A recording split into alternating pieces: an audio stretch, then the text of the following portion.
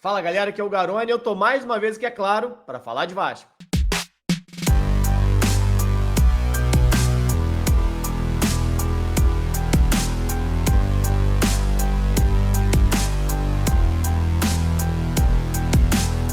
O Vasco não pode cometer o mesmo erro de 2023.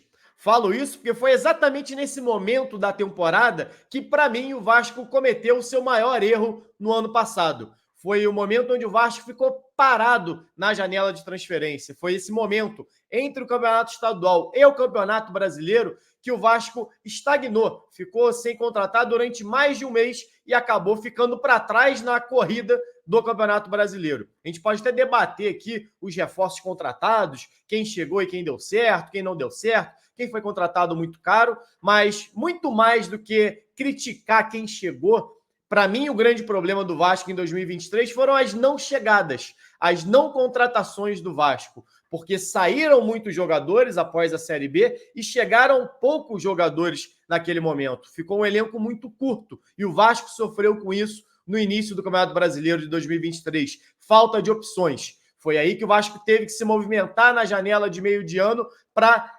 encorpar o seu elenco, para conseguir correr, tapar o buraco, né, que já havia sido e estava bem grande, estava fundo no início do Campeonato Brasileiro. O Vasco não pode correr esse mesmo risco em 2024. O Vasco se reforçou no início da temporada, mas também tiveram muitas saídas. Saíram quase o dobro de jogadores do que chegaram. E nesse meio do caminho, o Vasco ainda teve duas perdas significativas que com certeza não estavam nos planos de Ramon Dias, Paulinho e Jair. Duas lesões inesperadas. Ainda que tenham chegado Sforza e Galdames, são jogadores que chegaram para posições já carentes no elenco. O Vasco já precisava de reforços para o meio de campo. Então, só diminuiu o buraco que o Vasco entraria, perdendo Jair e Paulinho, mas não chegou a sequer cobrir esse buraco completamente. Continuam sendo posições carentes do elenco. Se o Vasco esperar para contratar só no meio da temporada, vai correr o mesmo risco do ano passado, de largar atrás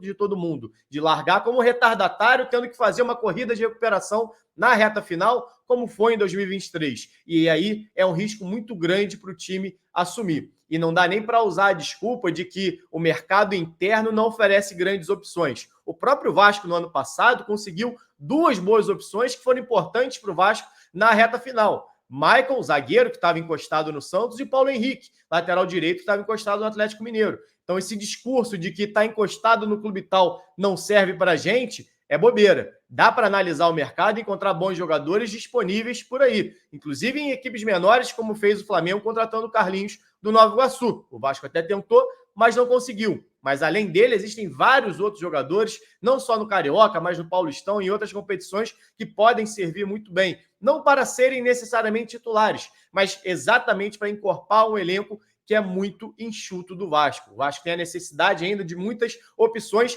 principalmente para o meio de campo. Ramon Dias olha hoje para o seu banco de reservas e só tem Praxedes, De Luca e Matheus Cocão para fazer a função ali de meio, para substituir Payet e Galdames. É muito pouco. Sforza joga de primeiro volante, disputando mais posição com o Zé Gabriel. Mas do meio ali para frente, pensando numa fase de mais construção, o Vasco tem pouquíssimas opções. E até quem tem não entrega muita coisa ofensivamente. São casos desses reservas. O Vasco precisa se movimentar urgentemente para não cometer o mesmo erro do ano passado. No ano passado, durante um mês de paralisação praticamente, o Vasco contratou 3 jogadores. Matheus Carvalho, o Cocão, que até hoje está no clube, mas não é um titular da equipe, Juan Cruz e Carabarral. 2 jogadores que sequer terminaram o Campeonato Brasileiro atuando pelo Vasco e já chegaram com uma expectativa não muito boa. Não eram contratações que traziam uma grande esperança para o torcedor e mostraram isso dentro de campo ou deixaram de mostrar muito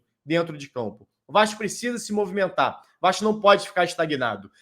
E eu falei que, ainda que a avaliação do elenco possa vir a ser positiva, internamente falando, os adversários estão se reforçando. Todo mundo está se movimentando. Tem troca de treinador, tem troca de jogadores. O Vasco não pode se dar ao luxo de ser o único parado, até porque as necessidades já existiam, não começaram a aparecer agora. É uma necessidade já desde o início da temporada. E o Vasco ainda perdeu o Orelhano, que estava nos planos do Ramon Dias, outros jogadores que estavam nos planos do Ramon Dias, o Rossi pode sair, e essas perdas ainda não foram supridas com contratações. Então o Vasco precisa se movimentar com urgência para não repetir o seu 2023.